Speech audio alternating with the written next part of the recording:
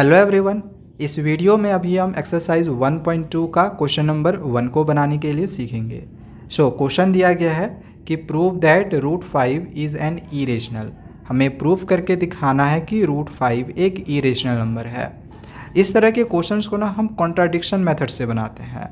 अगर हमें प्रूव करने के लिए दिया गया है कि √5 एक इरेशनल नंबर है तो इसका हम उल्टा सपोज करेंगे कि √5 एक रेशनल है। तो हम लिख लेते हैं कि let us suppose √5 is rational, और रेशनल नंबर है तो इसको हम p/q के फॉर्म में लिख सकते हैं। p और q के जगह पे हमने यहाँ पे a और b लिया हुआ है। जहाँ पे ये a और b क्या है, ये एक को प्राइम नंबर्स है। को प्राइम नंबर्स कहने का मतलब है कि a और b ये दोनों किसी के टेबल में नहीं आता है। जैसे अगर आपसे पूछा जाए कि 2 और 5 क्या किसी के टेबल में आता है, तो नहीं। अगर आपसे पूछा जाए कि 9 और 8 दोनों किसी के टेबल में आता है, ऐसे 3 के टेबल में 9 आता है, 2 के टेबल में 8 आता है। लेकिन पूछा जाए कि 9, 8 दोनों किसी के टेबल में आता है, तो नहीं। ठीक है, तो यहाँ पे a और b क्या है, एक को प्राइम नंबर, यानी किसी के टेबल में वो नहीं आता है। And b is not equal to 0, b का वैल्यू 0 नहीं होना चाहिए। नीचे जो डिनोमिनेटर होता है 0 नहीं होना चाहिए, यही होता है रेशनल नंबर के डेफिनेशन में भी। अब हम क्या करते हैं, इस b को हम इस साइड कर देते हैं, तो उस साइड क्या हो जाएगा b√5, और इधर a का जैसे का वैसे ही रहने देंगे। अब हम दोनों साइड स्क्वायरिंग कर देंगे, तो इसका भी स्क्वायर करेंगे और इसका स्क्वायर करेंगे। ठीक है, तो यहाँ पे लिख भी लिए हैं और स्क्वायरिंग बोथ साइड्स।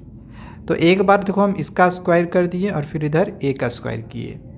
जब इसका स्क्वायर करेंगे तो b का स्क्वायर तो b स्क्वायर हो जाएगा, और √5 का स्क्वायर यानी कि √5 मल्टीप्लाई √5। जब रूट के अंदर सेम डिजिट हो तो रूट हट जाता है, सिर्फ 5 बच जाएगा। मतलब कि हम इस प्रकार से लिख सकते हैं, √5 का स्क्वायर 5 हो गया, b का square b square, a square जैसे का वैसे ही रहने दिए। इसको हम इक्वेशन 1 मान लिए। तो यहाँ पे हम कह सकते हैं कि a स्क्वायर जो है ये 5 से डिविजिबल होगा। a स्क्वायर 5 से डिविजिबल होगा ना। अब क्यों सर, ऐसा क्यों है? देखो, अगर आपको ऐसे दे दिया जाए 5x = a, तो x = a/5 ऐसे लिख सकते हैं। तो इसको हम क्या पढ़ेंगे कि a इज़ डिविजिबल बाई 5। ठीक है, अगर a स्क्वायर तो लिखेंगे a square is divisible by 5, हो सकता है ना। तो इसी वजह से इसको हम बोल सकते हैं कि a square is divisible by 5।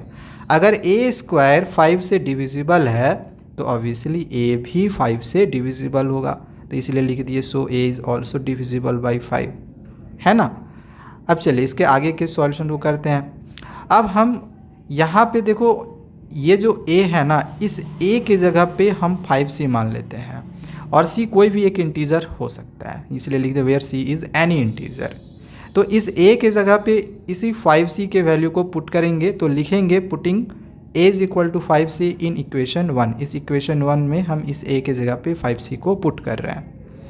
तो 5b स्क्वायर जैसे का वैसे हम रहने दिए, इक्वल टू a के जगह पे 5c कर दिए, और स्क्वायर था तो स्क्वायर लगा दिए। 5b स्क्वायर जैसे का वैसे रहने दिए हम यहाँ पे, एंड 5c का स्क्वायर किए तो 5 5 = 25, c का स्क्वायर हो गया। ठीक है, अब 5 को हम इसके नीचे कर दिए, तो 5 के टेबल में ये जो 25 है, 5 के टेबल में ये जो 25 ये 5 बार में कट जाएगा, तो 5c स्क्वायर बच जाएगा। ठीक है ना, तो हम यहाँ से लिख सकते हैं कि b स्क्वायर का जो वैल्यू हो जाएगा ये 5c स्क्वायर बच जाएगा। जैसे कि हमने यहाँ पे लिखा था कि a square is divisible by 5, बिल्कुल इसी प्रकार से हम यहाँ पर भी उसी तरह से लिख सकते हैं कि b square is divisible by 5। अगर b स्क्वायर 5 से डिविजिबल है तो b भी 5 से डिविजिबल हो जाएगा। ठीक है, अब चलिए इसके आगे के सॉल्यूशंस को हम नेक्स्ट पेज पे करते हैं। यहाँ तक हमने सॉल्यूशन को किया हुआ है। ओके, अब यहाँ पे हम देख रहे हैं कि a भी 5 से डिविजिबल है और b भी 5 से डिविजिबल है, जबकि हमने ऊपर में क्या पढ़ा था, a और b क्या है, एक को प्राइम नंबर है, यानी किसी के टेबल में वो नहीं आता है। बट यहाँ तो a भी 5 के टेबल में आ रहा है, b भी 5 के टेबल में आ रहा है, तो भाई ऐसा क्यों हुआ? तो यहाँ पे हम इस तरह से लिखेंगे, दस a and b have common factor of 5, a और b का कॉमन फैक्टर 5 निकल रहा है। तो ऐसा इस वजह से हुआ है क्योंकि हमने एजम्पशन ही गलत मान लिया था कि √5 एक रेशनल नंबर है। ठीक है ना, दिस कॉन्ट्राडिक्शन इज अराइजन, ये कॉन्ट्राडिक्शन अराइज हुआ क्योंकि आवर इनकरेक्ट एजम्पशन, हमारे इनकरेक्ट एजम्पशन की वजह से। सो हम लोग लिख सकते हैं कि रूट 5 इरेशनल है, क्योंकि हमने यहाँ पे गलत मान लिया था कि रूट 5 रेशनल है। तो जब रेशनल नहीं होगा तो क्या होगा, इरेशनल होगा। हेंस हम यहाँ पे बोल सकते हैं कि ये क्वेश्चन प्रूव्ड हो चुका है। तो ये क्वेश्चन हमने यहाँ पे कंप्लीट कर दिया है। नेक्स्ट वीडियो में आगे क्वेश्चंस को बनाएंगे, तब तक चैनल को सब्सक्राइब करके रख ले। Thank you.